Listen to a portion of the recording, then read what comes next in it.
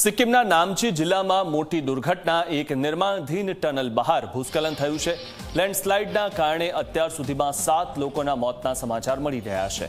ભૂસ્ખલન થવાના કારણે 27 શ્રમિકો ફસાયા હતા અને હજુ પણ 20 શ્રમિકો અંદર જ ફસાયેલા છે.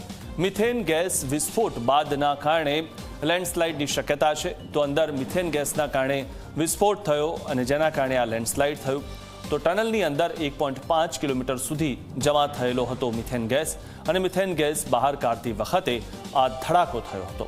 વિસ્ફોટ બાદ ટનલનો રસ્તો બંધ થઈ ગયો અને ઘટના સમયે કેટલાક કામદાર બહાર નીકળવામાં સફળ રહ્યા.